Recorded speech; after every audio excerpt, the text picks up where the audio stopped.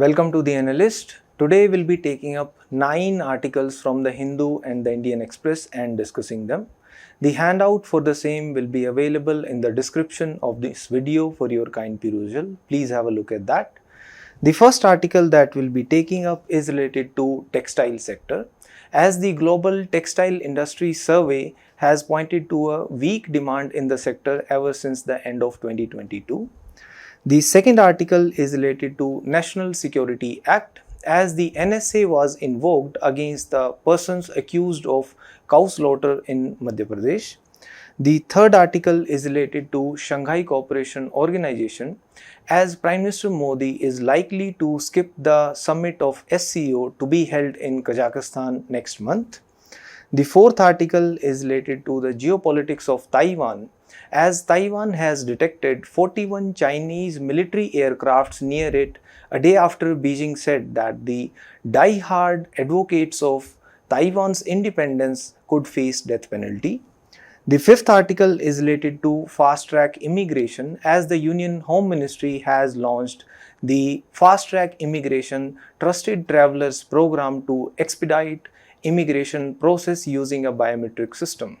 Additionally, we'll also be taking up 4 articles as prelim snippets. Now, the first article is related to the textile sector. The context behind it is that the global textile industry survey points to a weak demand ever since the end of 2022. Therefore, the textile sector has been facing the heat. So we will be discussing the significance of textile sector, particularly in the context of employment generation, contribution to GDP, etc., and the challenges that the textile sector faces. We'll also discuss some government initiatives in this sector and as well as a few suggestions. This is important in GS3 under the topic Indian economy and issues related to planning, mobilization of resources, growth, etc. It can be asked in GS1 in industry topic also. Now let's talk about the significance of textile sector. As part of the global trade, the share of India is about 4% in the textile and apparel sector. When we look at the domestic picture, the textile sector contributes to about 2% of the domestic GDP. It also has a significant growth rate. The compounded annual growth rate of the textile sector is 28%, hence the government wants to promote it. And in terms of exports, again, it has a significant contribution. The textile exports from India contribute to about 11% of the overall exports from India. It also leads to employment generation. About 45 million people are directly employed in the textile sector, and there is indirect employment generation as well. Then in terms of export, it contributes about $45 billion, and the total output from the textile industry is about $150 billion or so. This is the data from fiscal year 2021-2022. When we look at the textile products from India, for silk, India is the second largest producer of silk in the world. It produces various varieties, for example, Eri, Muga, etc. And 95% of all the hand-woven cloth which is there in the world comes from India. Likewise, when we talk about cotton, we are the largest producer of cotton in the world. Not only with respect to these, it is important with respect to cultural heritage, identity, etc. because India has been engaged traditionally in developing textile techniques. We have had artisans, weavers since ancient medieval times who come up with various designs, motifs, etc. So it is an important part of our culture as well. Now let's talk about the challenges that the textile sector faces. When we talk about the competition that the textile sector faces from other countries, we have had a decline of the market share. In 2014, the share of India as a percent of the total world trade in textile, it was 5.9%, whereas in 2020 itself, the share of India had dropped to less than 5% in the world textile market. Also, there is an underutilization of the capacity which is installed in the textile sector in India. The total capacity which is installed, out of it only about 70% is utilized. It is because of the import pressure, because there is a cheap import of the man-made fabrics from other countries. Therefore, the local entrepreneurs, the local artisans, weavers, etc., they struggle to match that same price, and hence there is an underutilization of the installed capacity also. There are credit constraints. That is, the entrepreneurs involved in the textile sector, they are not able to borrow enough funds. As per the report of Confederation of Indian Textile Industry itself, about 58% of the entrepreneurs involved in the textile sector, they were not able to borrow enough funds. And when there is a scarcity of funds, it will lead to lesser investments in newer technologies, lesser investment in R&D, etc., which will further lead to poor quality output from the textile sector, which will further lead to lesser value being accorded to the products. Also, in terms of technological advancement, the nature of processing in the textile sector in India is mostly decentralized. Because of this decentralized nature of the processing in textile sector, there is lack of enough funds with respect to the decentralized units, and they are not able to invest enough in the upgradation of technology. Hence, there are low levels of automation. Again, because there are low levels of automation, the price is not as competitive. As the economy of scale is also not being utilized. Because the price is not competitive, again there are cheap imports of the man-made fabrics from other countries, especially China. Also, there are compliance issues, as the compliance costs have increased due to various aspects. For example, due to the coming of GST, the small units were initially not able to comply and the costs increased. When we look at the spinning mills in the textile sector, they are mostly unorganized in nature, and hence there is a problem of the availability of skilled labor also. The local cotton is touted to be more expensive, and hence it leads to more prices for the final products which are produced using cotton in the textile sector. There is a shortage of skilled workers as well, particularly in the areas like design, technical expertise, etc., and hence there is again more imports of quality products.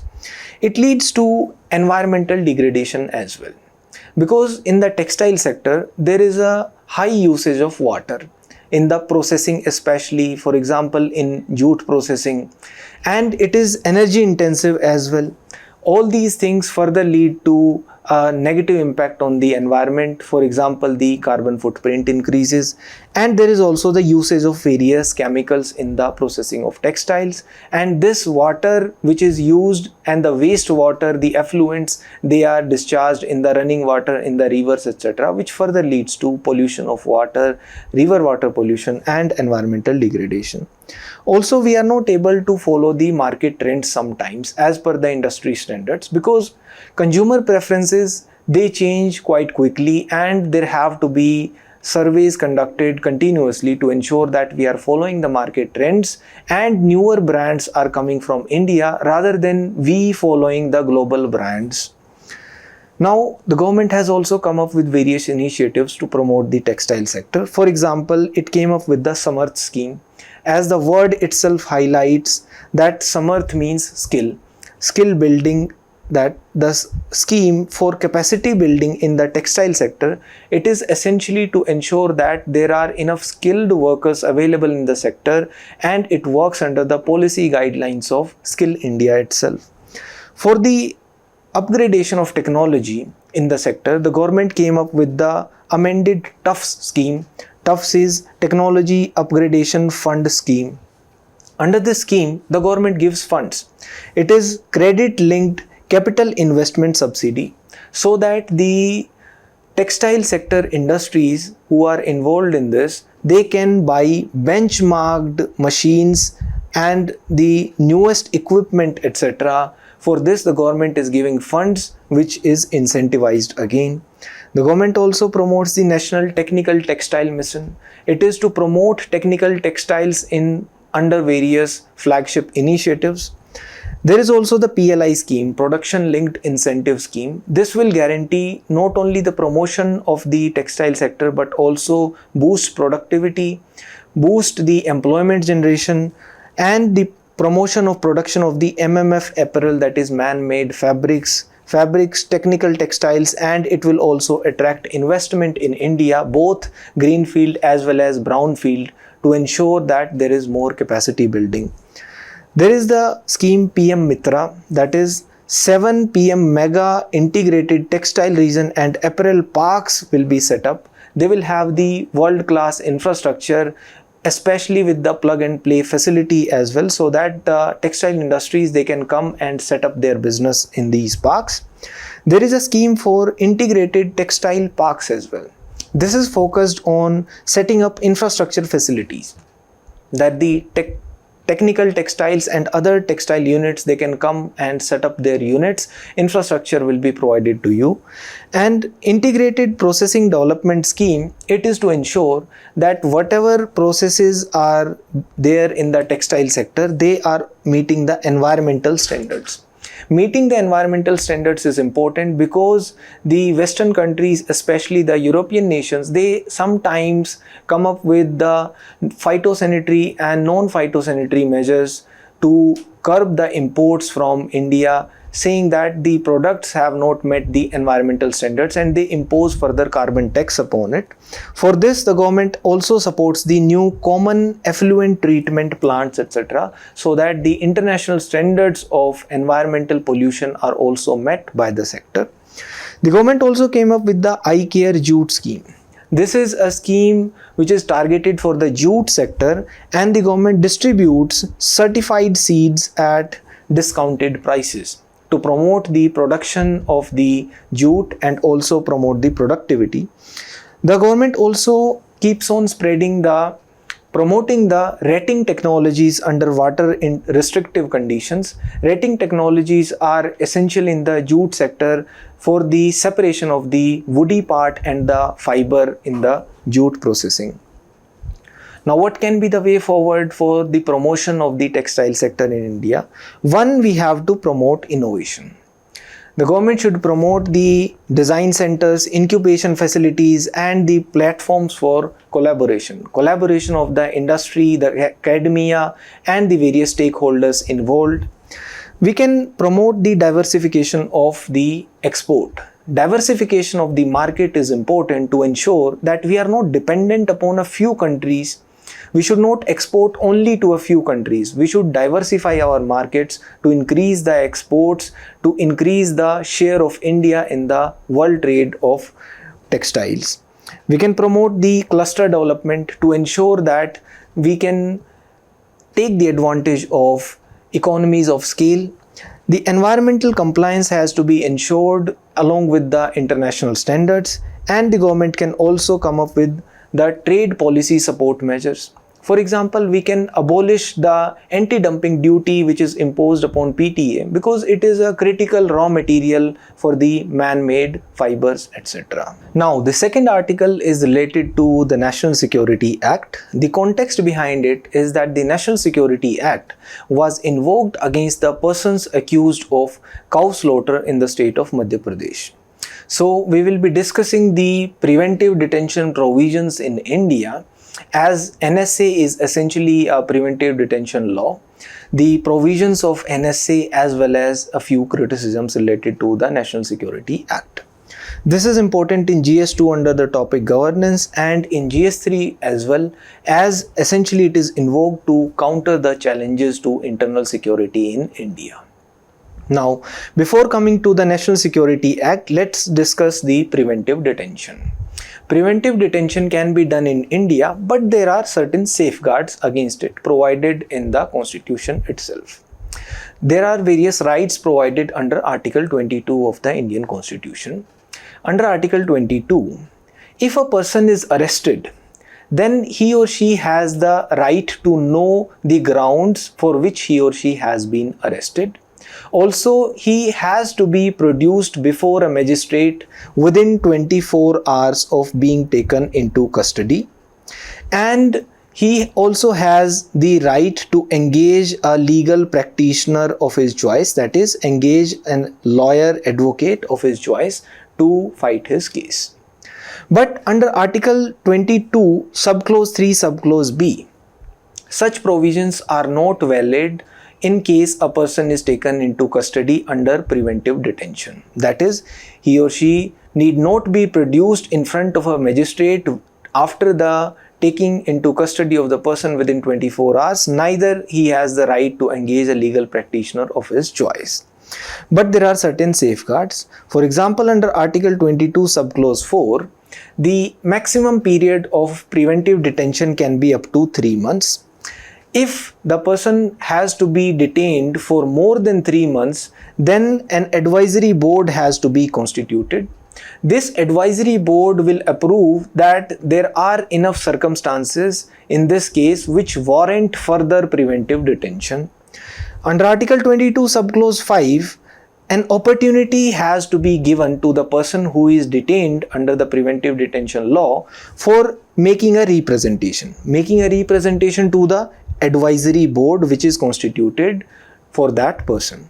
Now, under Article 22 subclause 6, when the authority who is detaining the person under the preventive detention law is disclosing the grounds of detention, then they may refuse from disclosing such facts which may not be in the interest of public, that is, which are going against the public interest. They may refuse from disclosing such facts in the case. Under Article 22 subclause 7, the circumstances of the case will be considered by the advisory board while deciding whether there should be further preventive detention or not. Also, under Article 22 subclause 7, the Parliament may make a law. The Parliament may make a law for preventive detention to prescribe a maximum period, that this is the maximum period for which a person can be kept in preventive detention custody, and beyond that he cannot be kept. Also, the procedure can be prescribed by the Parliament under Article 22 subclause 7. Now, this Preventive Detention Law, National Security Act is not a new law. There has been a history of such laws in India. They go back to the colonial era.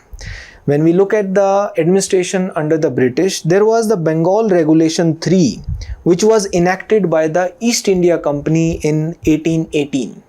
It was essentially a law under which the authorities could arrest any individual for criminal intent. That is, if the authorities thought that a person has a criminal intent, then that person could be arrested just on the basis of intent without even having been done a crime.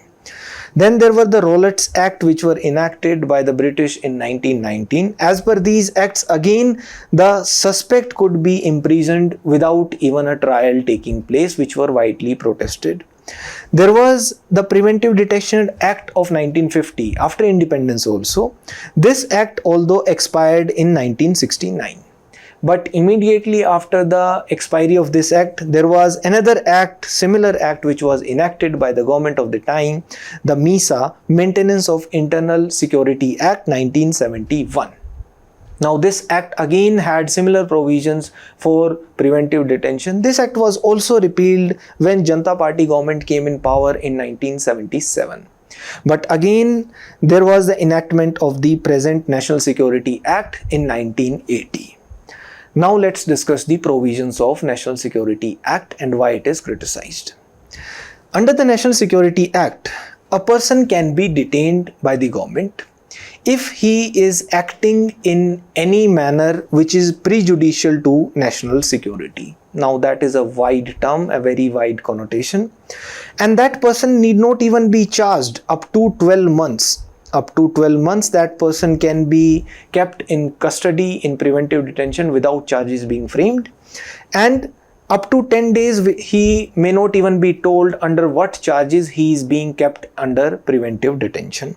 The grounds of detention are mentioned under the provisions of National Security Act. They include that if any person is doing any act which is prejudicial to the defense of India, which may adversely impact the foreign relations, the relations of India with the foreign powers, or which adversely impacts the security of state, or it is regarding the presence of any foreigner. For the regulation of the presence of any foreigner or for expelling any foreigner from the territory of India, again there can be preventive detention which can be done. For the maintenance of public order, again a person can be taken into preventive detention.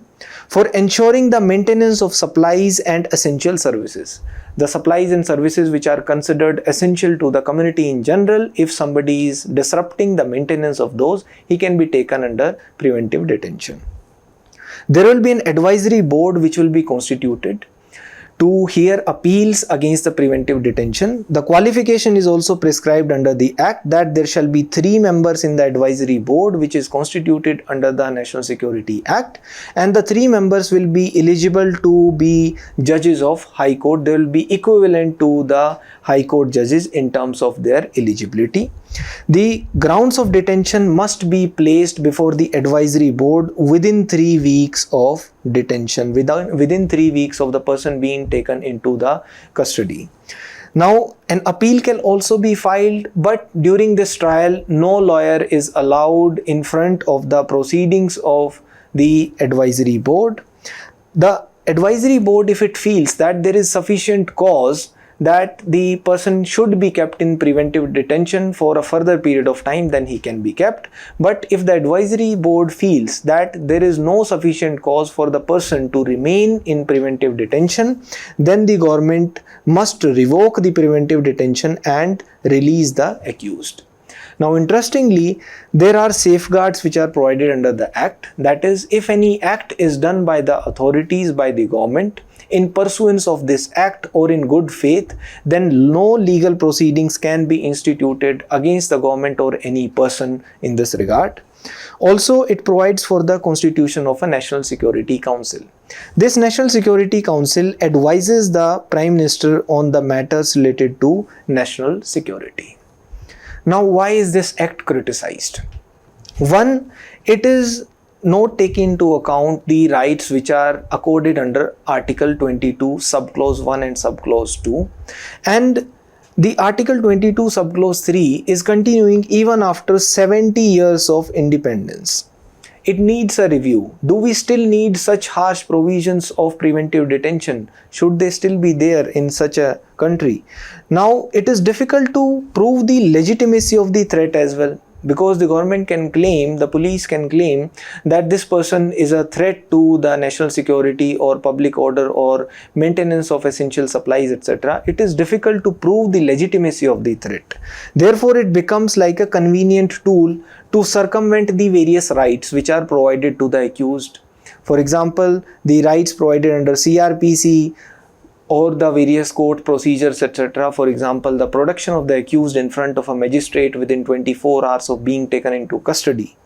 Often it is also used as a response to ordinary law and order cases which could have been dealt with under the ordinary laws, for example, the Indian Penal Code or the new Bharatiya Nyaya Sanhita.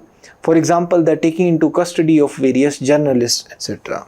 Also, the language which is contained in the Act is quite vague. It depends upon the individual satisfaction, subjective satisfaction of the government to determine whether there is actually a threat to the foreign relations, whether there is actually a threat to the national security or public order, etc.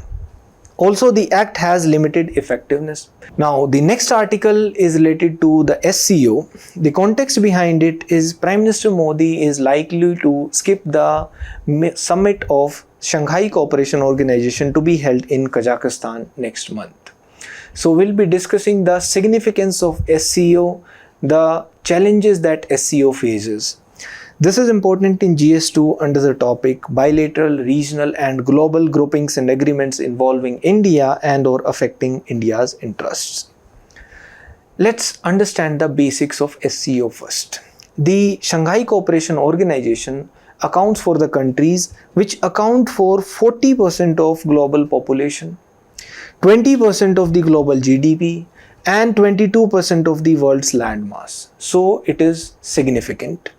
It is essentially an intergovernmental alliance which seeks to cooperate in various aspects including political, economic and security.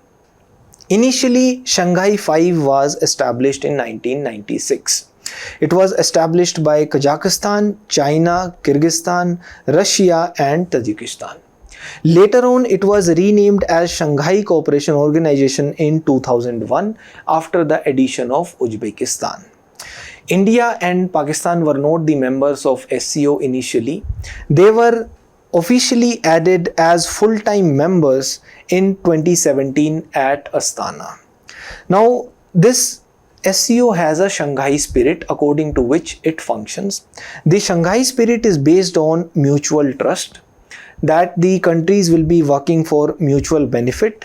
They will be working on the basis of equality, consultation, respect for cultural diversity and the pursuit of common development. Essentially, cooperation across political, economic and security areas.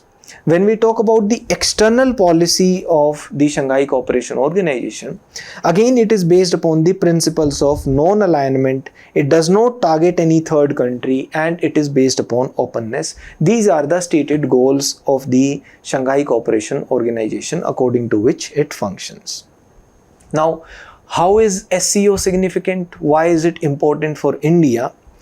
There are the areas of cooperation where India also needs cooperation from the neighboring countries and the countries who are the members of SCO. Because the region is infested and grappling with the problems of security, terrorism, ethnic separatism, religious extremism, which is observed especially in our neighborhood, the near neighborhood including Pakistan and China, etc. Here we can cooperate and use this platform to engage with the countries where we do not have other channels to talk, for example Pakistan. Also, it is important with respect to the strategic angle. SCO is strategically significant because it can act like a catalyst.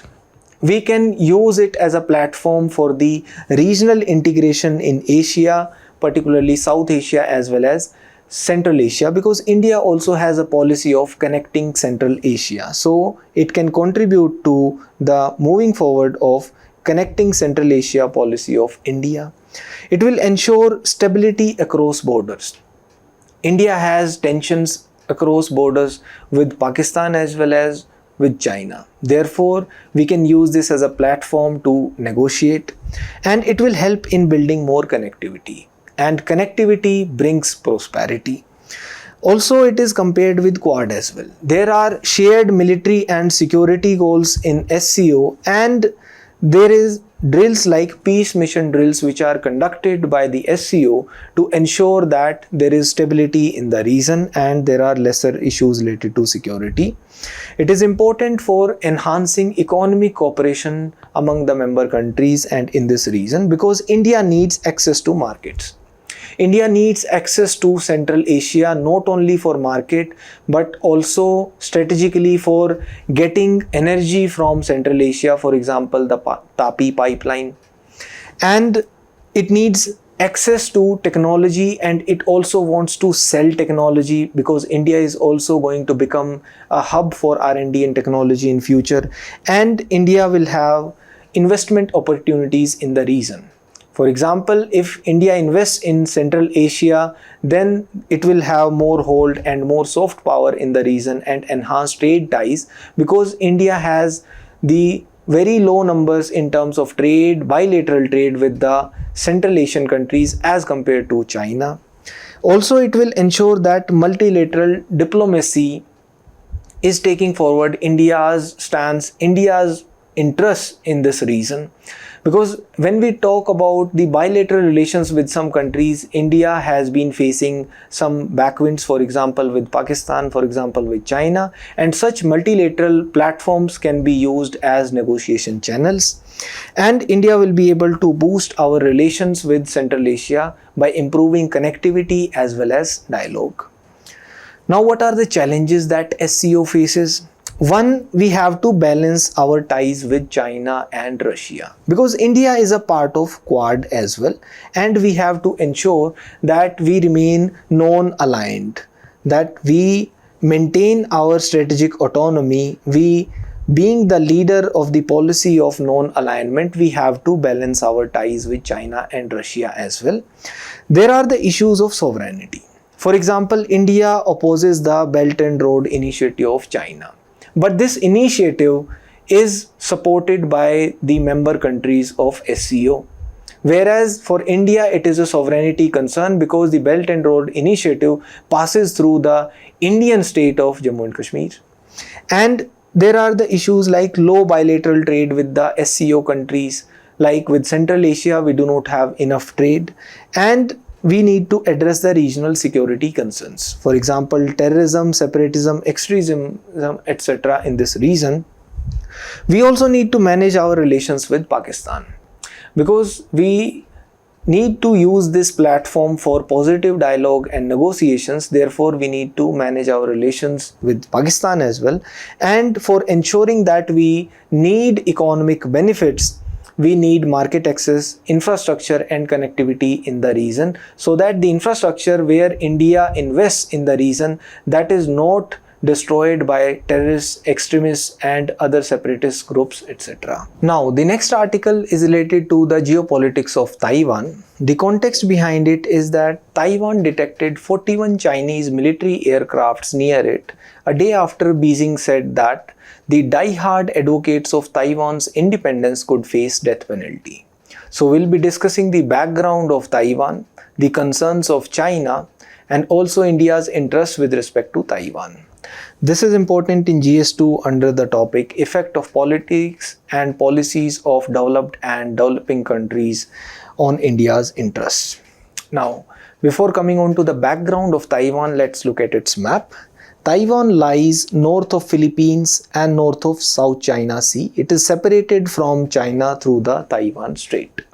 China has been claiming Taiwan as its integral part using some records. China cites the records of AD 239. As per these records, the Chinese emperor sent some people on expedition to Taiwan and they claimed Taiwan as their territory, as a territory of China. Now, Taiwan has been under the rule of various colonial powers.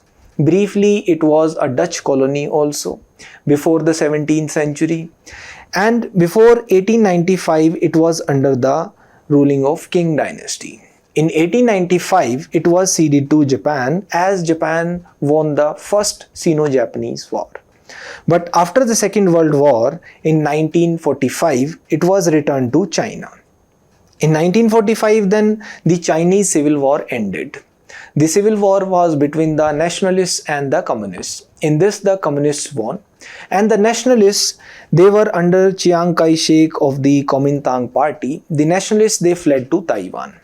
They established a ruling over Taiwan, and from there they started claiming sovereignty over the entire China. Therefore, China has always regarded Taiwan as a renegade province, and it treats Taiwan as its integral part and says that it has to be reintegrated with China entirely, even if by force if necessary. Whereas Taiwan meanwhile has developed its own democratic system and even its own constitution. It has developed an armed force of almost 3 lakh people also, and now it seeks international recognition as a separate sovereign state as well. Now, why is China worried? The China's concerns regarding Taiwan include its demands for complete independence. For example, the Taiwan's president Tsai Ing-wen, she also demanded complete independence, and the ties between Taiwan and United States have been growing. USA although has deployed the policy of strategic ambiguity with respect to Taiwan, because it has diplomatic relations with the People's Republic of China, but simultaneously it has also enacted the Taiwan Relations Act. Through this act, it is able to maintain diplomatic channels with Taiwan and also even sell arms to Taiwan.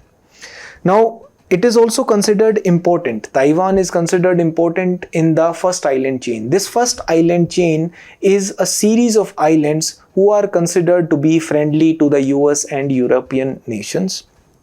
Also, Taiwan produces semiconductor chips. It is the hub of semiconductor industry across the world.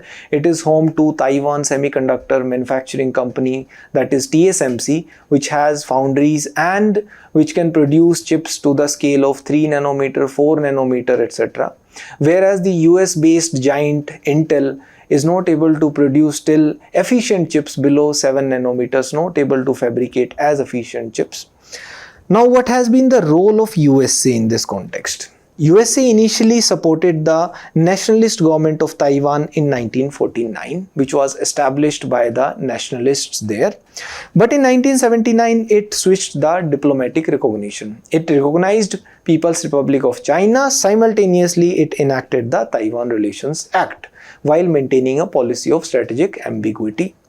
So it has military and diplomatic support for Taiwan.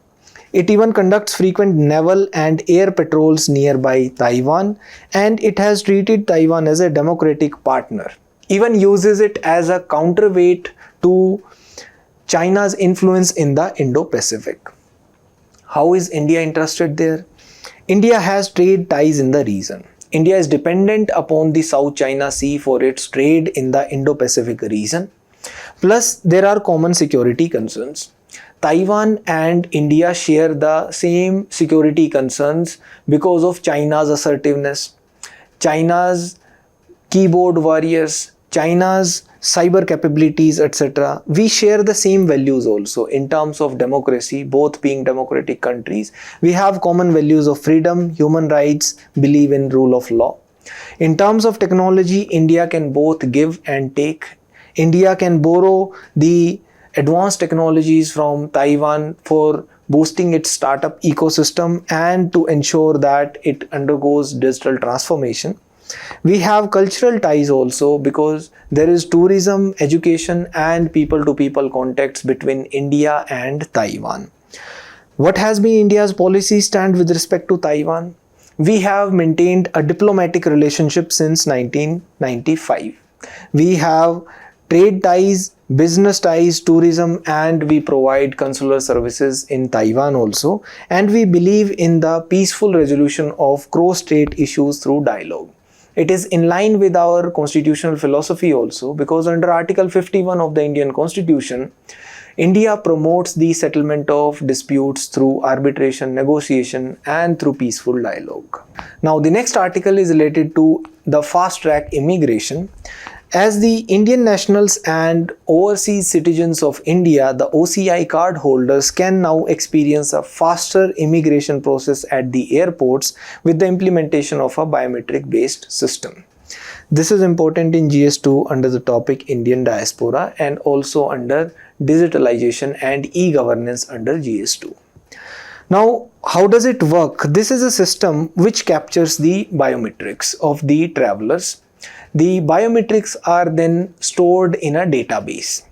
This database is used to verify the travelers in real time. That is, there are some automated gates which are set up at the airports. Initially, we are starting with the Delhi airport. Through these automated gates, the travelers can easily pass once their biometrics have been captured and verified beforehand itself. There will be minimal human intervention in this process. We can register on the portal. There is a portal for the FTI-TTP, that is Trusted Travelers Program. After the registration, it will be verified, and after the verification, a white list of trusted travelers will be generated. That is, this is a positive or white list of the trusted travelers which are sent to the automated gates, and once they scan their biometrics, they will be allowed. The automated gates will open and automatically the immigration will be approved. This will be done in two phases. In the first phase, it will be done for the Indian nationals and overseas citizens of India. In the second phase, it will be done for the foreign travelers. The nodal agency for the implementation of this platform will be Bureau of Immigration. Now, why is this measure significant? One, it will lead to the reducing of congestion at the airports. We can even connect it to the improving of ease of doing business in India. It will expedite the immigration clearance for the pre-verified travelers, that is the travelers who have registered and been verified through the portal. It will make the international travel easy and secured. The world-class immigration facilities through an accelerated immigration pathway will promote more investment in India. India will be seen as a better destination and promote ease of doing business as well. Now next we'll be discussing 4 prelim snippets. The first is related to Nalanda.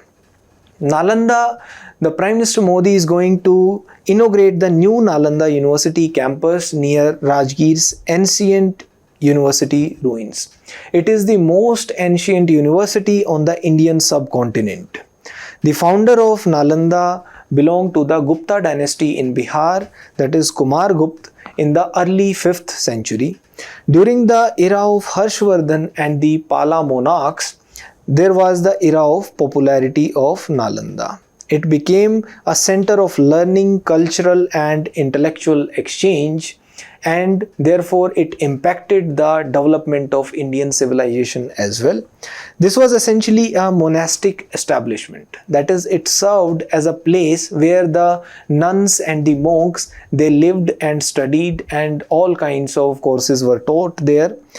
The students came in the university from far-flung areas including China, Korea, Japan, Tibet, Southeast Asia, Sri Lanka, etc. And it taught various disciplines, for example, medicine, Indian traditional systems of medicine including Ayurveda, religion, Buddhism, mathematics, astronomy, Indian philosophy, etc. This university flourished till the 12th century until it was destroyed in 1193 by the Turkish ruler Kutubuddin Aybak's general Bakhtiyar Khilji. Now it is even a UNESCO World Heritage Site. The next article is related to invasive species. The invasive species are those species whose introduction or spread outside their natural past or present distribution threatens the biological diversity. That is, wherever they spread, they threaten the biological diversity of that region. And they may include even animals. Animals can also be invasive species. Plants can also be invasive species, fungi, or even microorganisms. Thus, they are disruptors in the food chain, disturbing the balance of the ecosystem. What are the characteristics of invasive species? They reproduce rapidly and they start dominating the new area that they start growing in, and they have a high dispersal ability. They have a high phenotypic plasticity, which means that they are able to physiologically adapt in new conditions quite quickly, and they have the ability to strive on various food types, and in a range of environmental conditions they are able to survive. Now, which areas are more susceptible to the invasive species? One are the native ecosystems. That is, the ecosystems where the human induced disturbance is there, as less competition is there from the native species which might have already been eliminated. And in islands they are more susceptible because the islands are naturally isolated from strong competitors and predators. Therefore, they quickly thrive. The invasive alien species thrive in the islands. In India, there are various invasive species. Mostly the fish species are invasive, such as African catfish, Nile tilapia, red-bellied piranha, alligator gar, and turtle species such as the red-eared slider. Now, the next article is related to deep tech startups. Deep tech startups are those who use advanced technologies based on some form of substantial scientific or engineering innovation. That is, the innovations are deep. The ideas that they are working on, they can't be easily replicated. They have a profound focus on solving acute global problems. The characteristics are that they combine different technologies. They create innovative approaches, and the deep tech ventures, they usually develop technology from scratch. They include all the ventures within the target scope which are aimed to develop both digital and physical innovations rather than just focusing solely on one, and they foster the development of a deep ecosystem. This is entirely an ecosystem because the innovations that they are doing, they are sophisticated in nature and they are developing advanced answers to complex problems. Now, what are the examples for these deep tech? For example, genomics, robotics, nanotechnology, clean energy initiatives which are coming from various research labs, etc. So essentially, because they are developing complex problems and their answers, they require typically lengthy research and development cycles. The incubation time is quite long, and the ideas that they are working on, they are not easily replicable. Now, the next article is related to the contempt of court. The contempt is defined under the Contempt of Courts Act 1971. Under section 2 subclause A, it says that the contempt can be civil contempt or criminal contempt. Section 2 subclause B defines the civil contempt, that is, if any person willfully disobeys an order, a decree, a direction or any kind of judgment or writ by the court, then it amounts to civil contempt of the court, or any breach of undertakings given to a court can also amount to a civil contempt. For example, if I give an undertaking to the court that I will pay this much amount of money by this date of this month, then if I fail to fulfill that undertaking, it amounts to breach of that undertaking given to the court, and which will further amount to the civil contempt of the court.